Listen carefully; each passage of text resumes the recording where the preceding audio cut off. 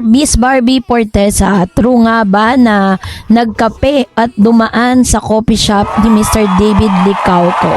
But before that, if you haven't subscribed yet to my YouTube channel, please don't forget to like, share, and subscribe at hit mo na rin ang notification bell for more showbiz updates. Bago tayo of course magpatuloy sa ating updates for today's video, nais ko pong pasalamatan kayo for always watching and trusting this channel. Thank you so much sa inyong laging panonood at palagi ang pagsubaybay sa mga updates po natin. Maraming salamat po. At ngayong araw, bago tayo magpatuloy, of course, narito ang ilan sa mga comment ninyo sa comment section at babasahin po natin. Unahin po natin ang komento mula po kay Miss Petronilia Salvador. Sabi niya, maraming Barda fans ang naniniwalang may Barda pa. Pinapasabik lang sila ng GMA. Sana matauhan na kayo, wala ng Barda.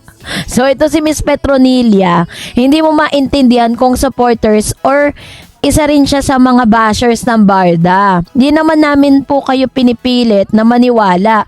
Pero pag nandyan na, sana mag-comment pa rin kayo ng ganyan para mapatunayan natin, 'di ba? Sabi ni Miss Elena Martinez, magkasama pero hindi magkatabi. Silang dalawa, iisang hotel si David Licauco at Barbie Portesa. Kaya binuking ni Jillian kasi nag-video call silang dalawa, hiwalay silang room dahil si David at saka si Barbie. O, 'di ba? Sabi ni Miss Tess, waiting to watch Barda, please. We miss Barda. Thank you, Miss Tarets, and good luck. Sabi ni Miss Mary Jane, okay lang na kung magkatabi sila matulog. Nagmamahalan sila. Tuwang-tuwa ko kasi gusto ko sila. Sabi ni Miss Relio sa photo, hello Miss Tarets, thanks sa update sa Barda. Hindi ko sila iiwan hanggang dulo. Masaya ako na magkasama sila sa sinulog kahit hindi sila magkasama sa float sa McDo at si David sa SM. God bless. And sabi ni Miss Tess, waiting to watch Barda, please. We miss Barda.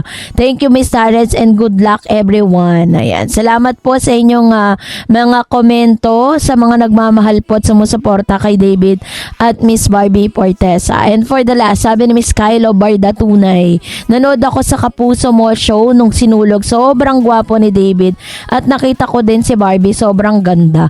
Bagay na bagay ang Barda. Since sinulog ang Barda, mas ibibless sila ni Santo Niño at gagabayan ang Barda na maging sila ang endgame. And then sabi ni Miss Loli Tuanilio, true kayo. Ayan. Salamat po sa mga comments po ninyo. I hope na anuman po yung mga wishes po natin for Miss Barbie and David Licauco, mangyayari kung ano yung ikakabuti po nila, 'di ba? Hindi yung kung ano lang yung gusto natin, yun na. Pero syempre, yung mas maganda yung ikakabuti nila at sarili nilang desisyon. So this time, eto na, nalalapit na po ang pinakaabangang movie, classical movie na isa si Miss Barbie Portesa sa mga bida sa nasabing show na ito na Until She Remembers, this coming February. This is directed by Miss Brillante Mendoza, isa sa pinakamagaling na mga direktor na gumagawa ng mga classic movie. Kasama niya dito si Miss Boots Anson Roa and Miss Charo Santos. So sa kabilang banda, eto na, kasi meron pong post dito si Miss Barbie Portesa na kung titignan po natin is just a post of a wall, parang wall lang siya, and then makikita natin na parang wala lang, 'di ba? Pero alam niyo po bang may kwento pala yan sa likod ng mga post na yan. Kasi 'di ba, kung alam po natin na si David Licauco po ay nagmamay-ari ng ilang mga coffee shop at mga restaurant dito sa Pilipinas. Sabi nga, sa mundo daw po ng showbiz sa Pilipinas, hindi lang talaga talento at kasikatan ang pinag-uusapan ng publiko. Madalas ding nagiging paksa ang personal na hilig, lifestyle at maging ang mga negosyong pinapasok ng mga artista.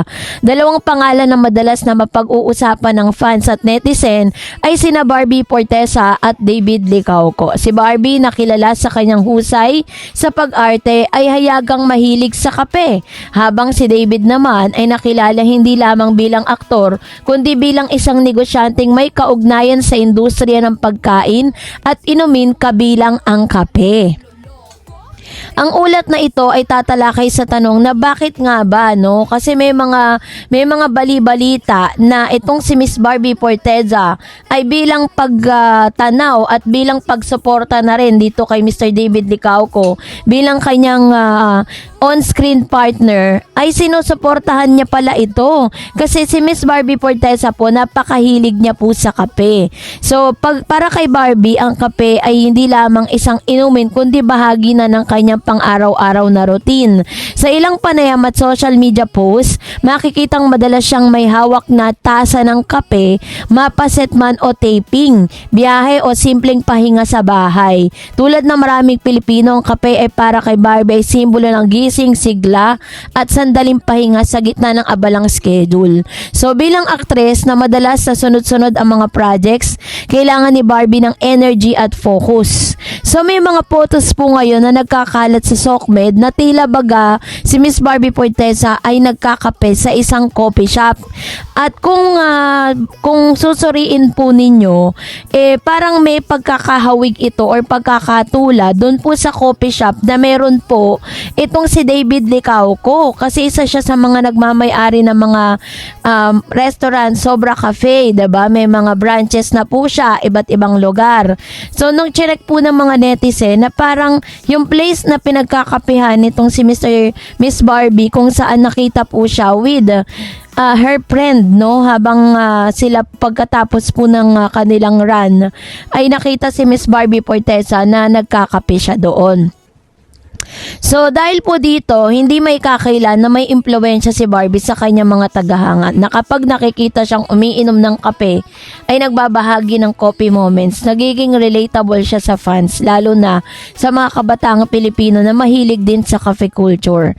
So sa ganitong paraan, ang simpleng hilig sa kape ay nagiging bahagi ng kanyang public image at isang modernang Pilipina na balansing hinaharap ang trabaho at personal na buhay. So ito yung mga photos na sinasabi po ng ilang mga fanay na namamataan nga itong si Barbie Fortesa na after the run ay tumatakbo siya sa isang Sobra Cafe or dun sa cafe na meron po itong si Mr. David Licauco. So ang tanong, bakit po hindi pinopost, no? Hindi nila pinapublicize yung mga ganitong klase ng balita? It is because that is our personal at kayo na lang talaga ang magre-read between those lines na meron sila, dahil minsan pinopost lang po nila pinipost lang nila na umiinom sila ng kape, pero meron talagang mga may mga meaning po yan, no? So sa ngayon nakikita ko talaga na silent lang talaga muna ang Barda, kasi they are giving way, no, para dun po sa nalalapit na proyekto ni Mr. David Licauco na kasama niya naman itong si Miss Jillian Ward. So yun po yung parang mas gusto ng management na mag-focus na muna doon po sa sa collaboration na yun. Kaya naman, let's be happy for Barbie and David, kasi hindi man sila umamin sa publiko that they are in a relationship or whatever, kung may karelasyon man silang iba. Ang importante, maayos ang kanilang relasyon, 'di ba? Bilang magkaibigan, bilang magkatrabaho. At the same time, hindi po totoo yung mga chika na sila po ay nag-iiwasan. So, that's it for today. For more videos and updates, please don't forget to like and subscribe. And please don't forget to follow my Facebook page, DarEds TV, and DarEds channel. God bless everyone!